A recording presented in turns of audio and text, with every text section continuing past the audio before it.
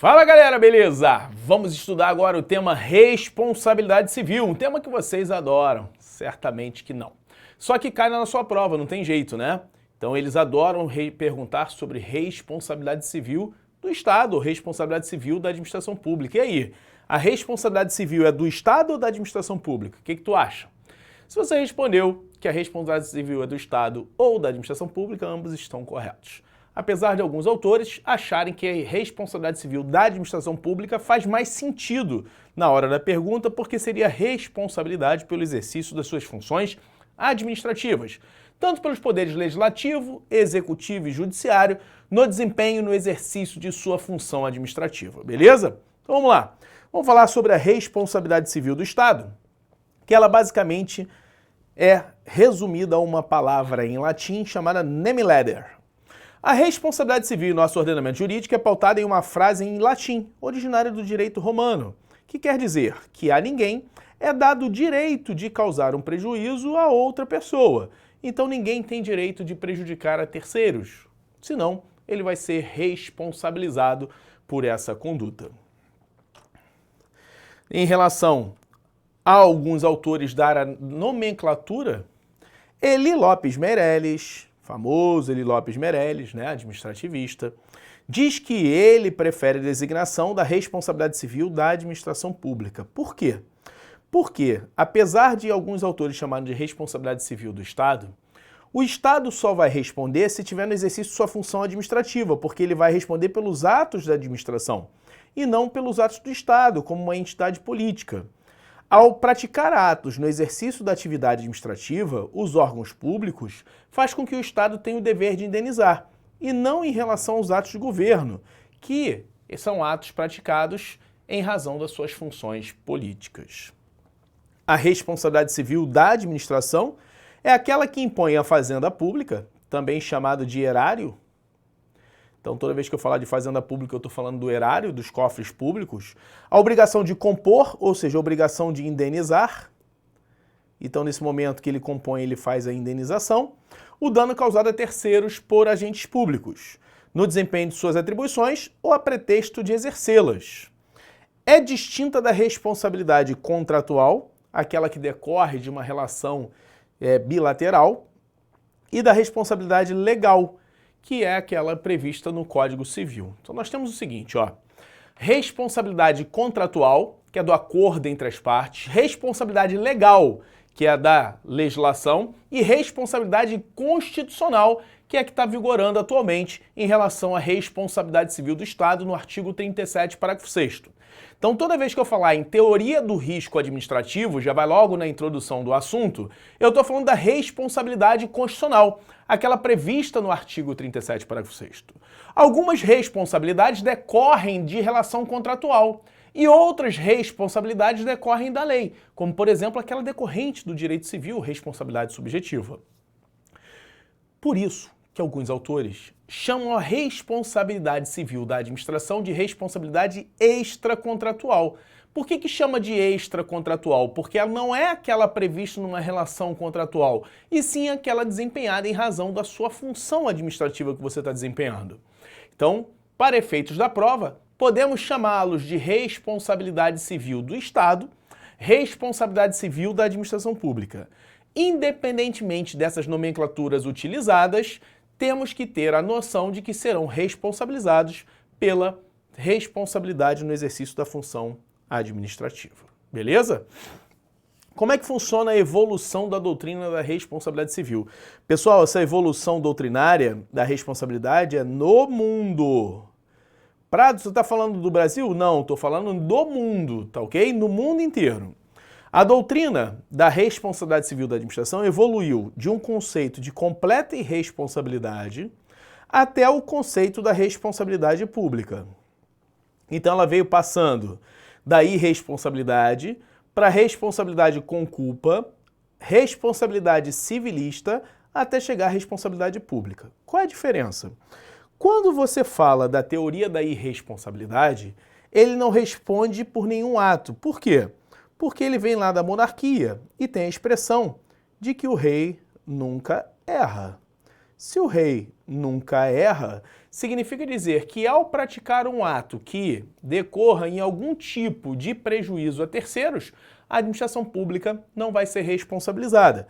Porque nessa teoria, eu estou falando na teoria da irresponsabilidade. Foi evoluindo a sociedade, foi passando, os sistemas foram sendo modificados, então nós temos aí várias outras formas de governo, nós temos a monarquia, nós temos a república, e aí nesse momento vai havendo essa evolução. A partir do momento em que eu começo a observar de que o Estado ele está evoluindo, acontece algumas situações produtivas, né, em relação ao particular, então ele não é mais dependente 100% do Estado, eu começo a trazer certas responsabilidades para o Estado. Então ele migra dessa teoria da irresponsabilidade para a responsabilidade com culpa. Só que essa responsabilidade com culpa só abrange os atos de gestão. Quem são os atos que ficam de fora? Os atos que ficaram de fora são os atos de império. Justamente aqueles atos que são praticados no exercício da função. Então você vem de uma completa irresponsabilidade agora para uma responsabilidade com culpa em relação aos atos de gestão, não se aplicando aos atos de império. Posteriormente, nós vamos fazer a evolução para a responsabilidade civilista. Nesse momento, o Estado se iguala ao particular. A partir desse momento que o Estado se iguala ao particular, você pode até pensar e se iludir que tem uma condição de igualdade, mas não tem. O processo judicial ele é caro, o processo judicial ele é custoso porque eu tenho que pegar e formular provas dentro do processo. Então, se eu não tiver uma boa defesa, se eu não tiver um bom advogado, significa dizer que eu não vou constituir essas provas e ele é demorado. Então, eu tenho que ficar bancando o processo até o fim dele. Nesse momento, eu trago uma desigualdade. Por quê? O princípio da isonomia e da igualdade é tratar os iguais de forma igual e os desiguais de forma desigual na medida de suas desigualdades. Colocar o Estado igual ao particular não quer dizer que eu estou seguindo o princípio da isonomia. Pelo contrário, eu estou ferindo o princípio da isonomia porque o Estado tem recurso, o Estado tem pessoal, o Estado tem advogado, o Estado tem condições de fazer comprovação do que ele alega. Já o administrado estaria prejudicado, que é o particular. Então, essa igualdade não foi muito à frente. E aí, na evolução, ele vem atualmente para a teoria da responsabilidade pública. São as chamadas teorias publicistas. Então aqui eu tenho as teorias publicistas. Nessas teorias publicistas é que se fala em responsabilidade objetiva do Estado. Então nós temos uma questão de prova que fala justamente sobre essa evolução. É uma questão da banca Sebrasp, mas vai servir para você poder entender como é que é a abordagem, que fala o seguinte, ó, acerca da responsabilidade civil do Estado, julgue o item a seguir. Historicamente, a responsabilidade civil do Estado evoluiu a partir da teoria da irresponsabilidade civil do Estado, passando por um período na qual predominaram teorias e responsabilidade subjetiva. Então aqui ele está falando da teoria civilista. Atualmente encontra-se sedimentada e prevalecente a teoria da responsabilidade objetiva. Aqui ele está falando da teoria publicista, que é o momento que a gente se encontra atualmente no mundo. Então, o item naturalmente que está correto. Então, o gabarito dessa questão é certo. Por quê? Porque a gente vem dos domínios dos governos absolutistas, né? Governos são absolutos. Então, nega-se a responsabilidade do Estado. Por que nega-se? Porque havia uma regra inglesa de que o Estado é infalível, ou seja, a infalibilidade real, que tem uma expressão em inglês que diz o seguinte, the king can do no wrong. O rei nunca erra, extensível também aos seus representantes. Então, qual é a ideia desse momento aqui? O rei, ele é a figura de Deus na terra. Se Deus não erra, o rei nunca erra. Então você tem essa analogia de que o rei é o representante divino. Então toda vez que um rei e os seus representantes iam em determinada propriedade privada e causava algum tipo de prejuízo, né, quebrava algum tipo de patrimônio, você tinha que se ajoelhar e agradecer, porque foi vontade de Deus. Então o rei, que é o representante divino da terra, causou-lhe um prejuízo e isso foi vontade de Deus, você não pode fazer nada. Por isso que fala-se em teoria da irresponsabilidade. Se aconteceu algum dano a você, foi vontade de Deus, eu não tenho responsabilidade. Essa era a teoria dos governos absolutistas, ou seja, eu faço o que eu quiser e não sou responsável por nada. Obviamente que isso não foi à frente, né? Então, sob a influência do liberalismo, assemelhou-se o Estado ao indivíduo. Então você vem de uma total irresponsabilidade no governo absolutista e agora você iguala o Estado ao indivíduo. Que eu disse para vocês que essa igualdade não quer dizer nada, pelo contrário, trazia até problemas para o particular. Por quê? Ele poderia ser responsabilizado pelos atos culposos dos seus agentes. Se são os atos culposos dos agentes, ele tinha que comprovar a culpa. Como é que se comprova a culpa? Produzindo provas no processo, o que não era muito fácil de se fazer.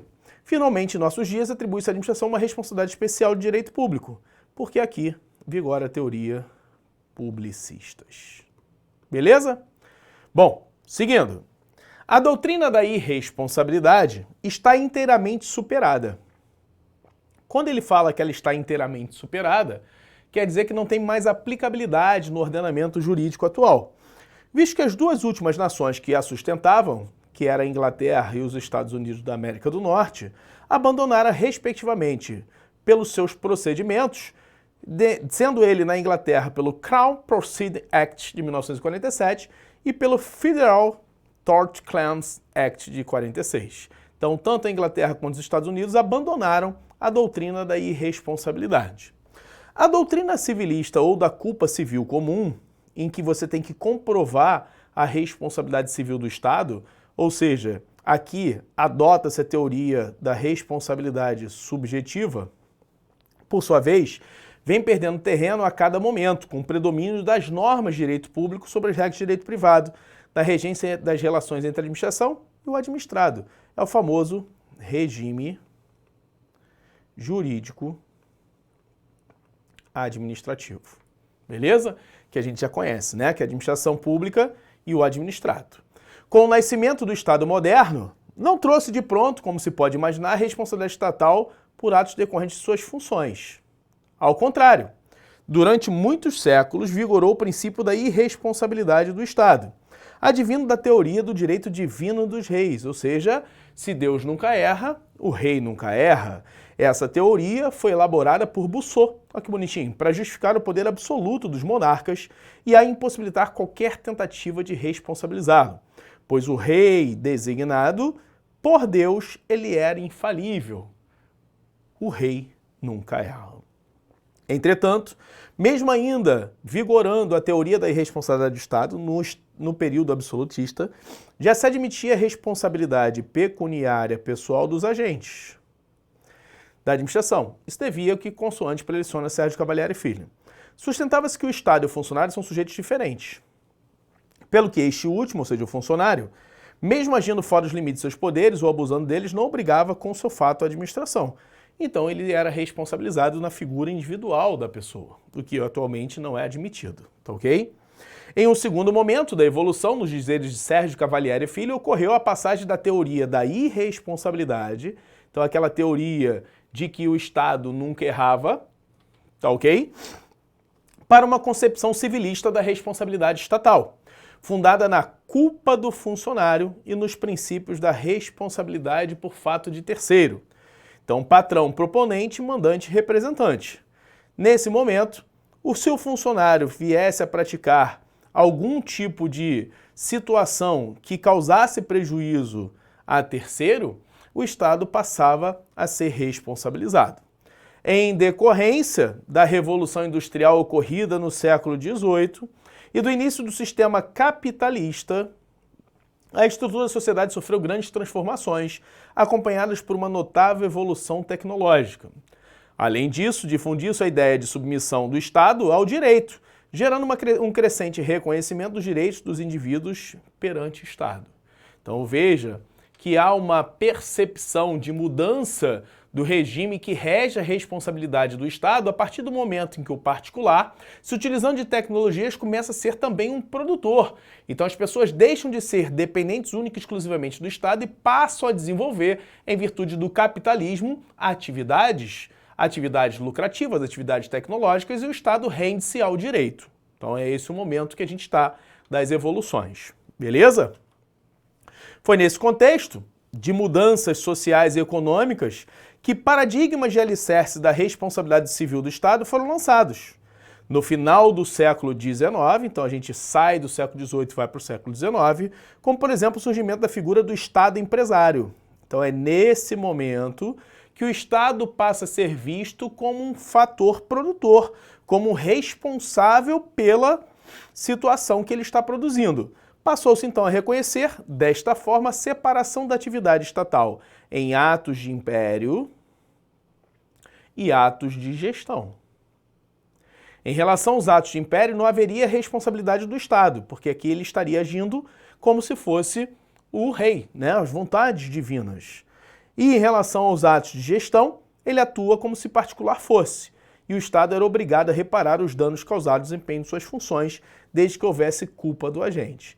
Então repare que a gente vem de uma irresponsabilidade, em que o Estado não tem responsabilidade alguma, e passa a responder desde que se comprove a culpa do agente, chamado de responsabilidade com culpa. Cabe ainda ressaltar que essa responsabilidade com culpa vai incidir apenas sobre os atos de gestão do Estado e não sobre os atos de império, que aqui ele ainda é regido pela teoria da irresponsabilidade. Essa situação ainda se apresentava muito desvantajosa para o indivíduo, ou seja, para o cidadão, ficando este muitas vezes sem ser ressarcido ante a impossibilidade de se distinguir. Qual é o ato que está sendo praticado naquele momento? Se o Estado estava na função de ato de império ou se o Estado estava na função de ato de gestão. Além disso, ainda que fosse possível separá-los, era preciso comprovar a culpa do agente, o que não raro resultava inviável, tendo em vista que isso daqui exigia recursos, exigia profissional do direito, portanto, ele teria que constituir um advogado e ficava custoso para fazer essa comprovação. A responsabilidade do Estado por ato do seu agente foi possível com a evolução do entendimento da natureza da relação existente entre eles. Já na teoria da culpa administrativa, representa o primeiro estágio da transição entre a doutrina subjetiva da culpa civil e a tese objetiva do risco administrativo. Então você vem na teoria da irresponsabilidade, depois ele passa a ter a teoria da responsabilidade com culpa, depois você vem a teoria da culpa administrativa e depois você vem a teoria publicista. Então essa evolução você não pode esquecer, tá ok? A tese da teoria do risco administrativo, que está dentro da teoria publicista, sucedeu a teoria da falta do serviço, que é a teoria da culpa administrativa, para dela inferir a responsabilidade da administração. Então, nessa teoria da culpa administrativa, também chamada de culpa anônima, então repara que são sinônimos, tá? Culpa administrativa ou culpa anônima, se indaga a culpa subjetiva do agente administrativo. Não se indaga, desculpa, a culpa subjetiva do agente administrativo, mas sim a falta objetiva do serviço. Ou seja, eu não sei quem foi que não prestou o serviço, eu não sei quem foi que errou, mas eu sei que o serviço não aconteceu. Então, ao invés de eu analisar a responsabilidade do agente, eu analiso a responsabilidade do Estado pela omissão na prestação do serviço. Ou seja, esse serviço não funciona. Esse serviço funciona mal. Esse serviço funciona de forma retardada ou ele não existe. Então, o fato gerador da obrigação de indenizar o dano causado a terceiro é a falta do serviço e não a culpa subjetiva do agente. Existe também uma culpa, mas uma culpa especial da administração, em que se convencionou chamar de culpa administrativa. Então, pela teoria da culpa administrativa ou culpa anônima, o agente não consegue ser identificado. Eu não consigo saber quem foi o agente, o causador daquilo, porque é como se o Estado omitisse a prestação do serviço, não o agente. Então, por isso que o nome é culpa anônima, porque eu não consigo identificar a pessoa que não prestou o serviço. Eu sei que o serviço não funciona, eu sei que o serviço funciona mal, eu sei que o serviço funciona de forma retardada, mas eu não consigo identificar quem é o causador dessa prestação desse serviço mal, desse serviço que não funciona. Então, por isso que eu responsabilizo o Estado de forma anônima, sem a identificação de um agente na prestação do serviço. A falta do serviço, segundo o ensinamento de Duer, pode apresentar-se sobre 3 modalidades. Inexistência do serviço, ou seja, ele não existe. Mau funcionamento do serviço, ele existe, mas funciona mal. Ou ainda funciona de forma retardada, há um retardamento na prestação desse serviço. Ocorrendo qualquer dessas hipóteses, presume-se a culpa administrativa. Então a culpa aqui é da administração e não do agente, porque eu não tenho como individualizar a responsabilidade do agente. Então é o Estado que vai responder mediante comprovação de culpa, por isso que fala-se em responsabilidade subjetiva. Nas hipóteses de omissão, os danos não são causados por agentes públicos, e sim por fatos da natureza, fatos de terceiros. E os danos causados poderiam ter sido amenizados ou evitados se não houvesse uma omissão estatal. Assim, a responsabilidade do Estado ela é subjetiva, ou seja, depende de comprovação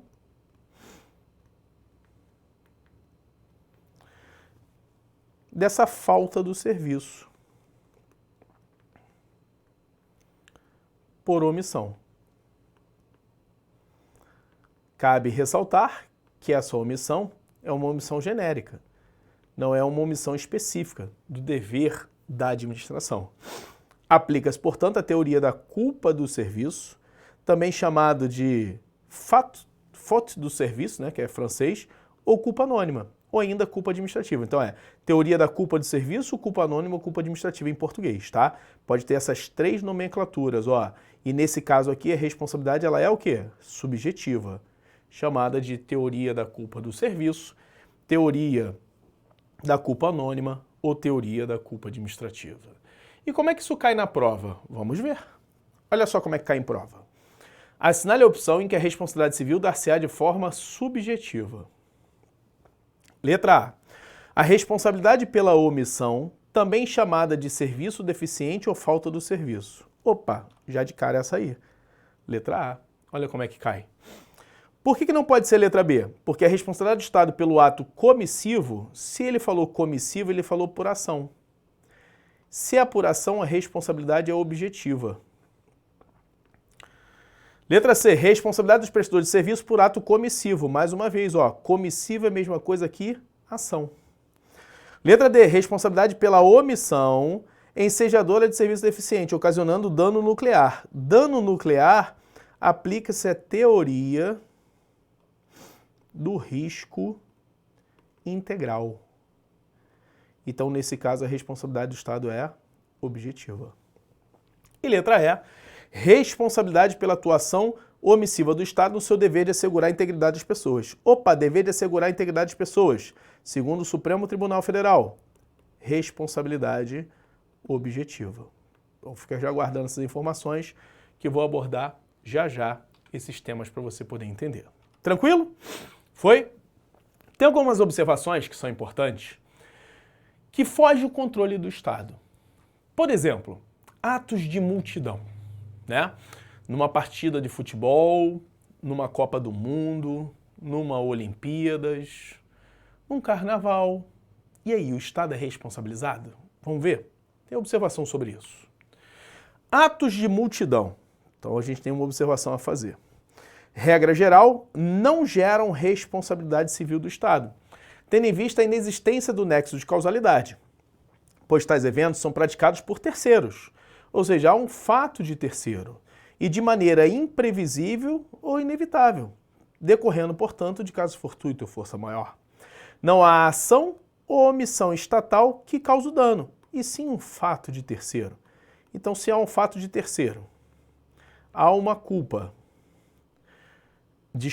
há uma ausência de culpa por força maior ou caso fortuito, são excludentes de responsabilidade do Estado. Por isso que a regra aqui não gera esse dever de indenizar. Exceção. O Estado será responsável quando comprovada a ciência prévia da manifestação coletiva, portanto, aí já não é mais imprevisível, há uma previsibilidade, e a possibilidade de evitar a ocorrência de danos, ou seja, seria possível ele evitar.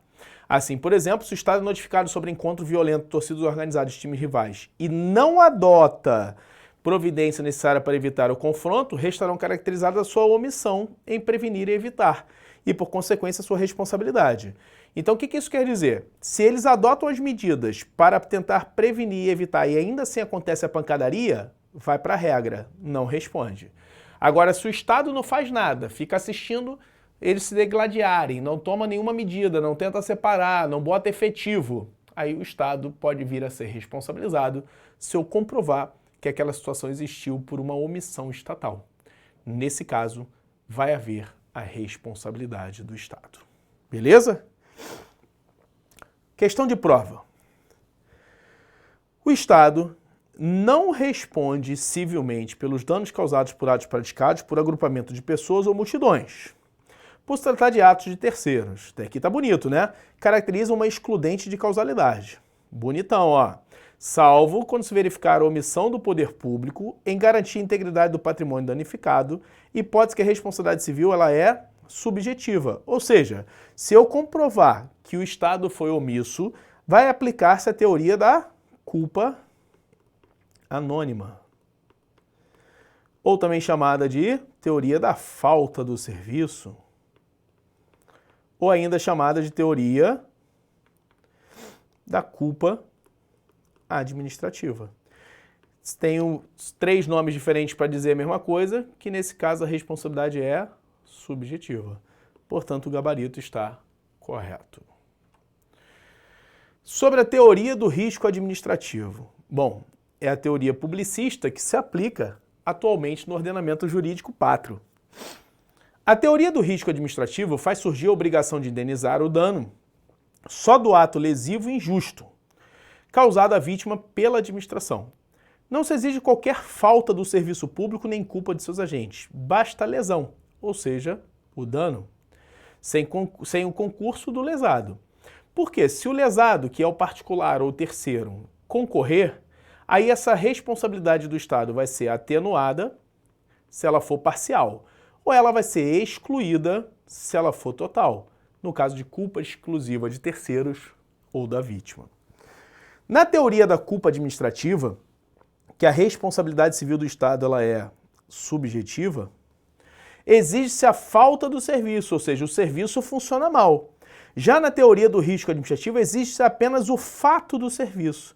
Então, olha só que nomes bonitos. Quando se fala em culpa administrativa, há uma falta do serviço. Então, a responsabilidade é subjetiva. Quando se fala na teoria do risco administrativo, eu tenho o fato, o serviço. Portanto, a responsabilidade é objetiva. Nessa teoria, não se cogita a culpa da administração de seus agentes, bastando que a vítima demonstre o fato danoso, ou seja, o dano, injusto ocasionado por ação ou omissão do poder público, pois baseia-se no risco que a atividade pública gera. Portanto, a atividade do Estado empresário, lembra? Estado empresário. Então, ele é responsável pelos danos, pelo risco do negócio. Se há um dano, ocorreu um dano, ele tem a obrigação de indenizar, porque esse dano não seria suportado pelos demais se não fosse pelo Estado. Já na teoria do risco integral, que engloba também a teoria publicista, então você acabou de ver a teoria do risco administrativo, que é uma teoria publicista, e agora nós vamos falar da teoria do risco integral, que é outra teoria publicista. Ou seja, está sob a égide de direito público, do Estado como um ser maior, supremacia do interesse público em relação ao particular, sobre o interesse privado. A teoria do risco integral é a modalidade extremada da doutrina do risco administrativo, abandonada na prática por conduzir ao abuso da iniquidade social. Então, quando se fala da evolução na teoria do risco integral, ela não era aplicada. Inclusive, Eli Lopes Meirelles diz que nunca foi aplicada no Brasil. Só que para efeito de prova, a gente não vai ficar com essa teoria. Para efeito de prova, a gente vai dizer que ela é sim aplicada no Brasil. Eu vou te dizer já já quais são os casos, tá ok? Então essa, segundo Eli Lopes Meirelles, jamais foi acolhida entre nós embora haja quem tenha sustentado sua admissibilidade nos textos da Constituição da República. Nessa teoria, ele chama de modalidade extremada do risco administrativo porque aqui pouco importa se houve alguma situação excludente, o Estado tem o dever de indenizar. Essa teoria, segundo Eli Lopes Meirelles, desgarra da doutrina acolhida pelo nosso direito e se divorcia da jurisprudência que se formou acerca do direito constitucional. Então, essa era a visão do Eli Lopes Meirelles, que não se aplica. Caso eles perguntem na sua prova, segundo Eli Lopes Meirelles, a teoria do risco integral era aplicada no direito brasileiro desde a sua primeira Constituição, está errado. Segundo Eli Lopes Meirelles, ele afasta a aplicabilidade da teoria do risco integral. Só que a jurisprudência moderna, a doutrina moderna e a lei moderna, né, positivada, atualmente escrita, diz que se aplicam. Vai se aplicar a teoria do risco integral nos casos de acidentes nucleares, nos casos de danos ambientais, nos casos de ataques terroristas a aeronaves em territórios internacionais. Se aplica a teoria do risco integral. Ou seja, não há nenhuma excludente e o Estado tem o dever de indenizar.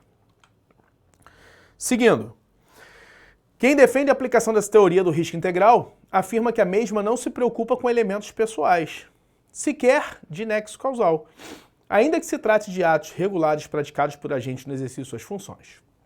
Aqui, a responsabilidade é aplicada mesmo sendo a vítima quem deu exclusivamente sua situação.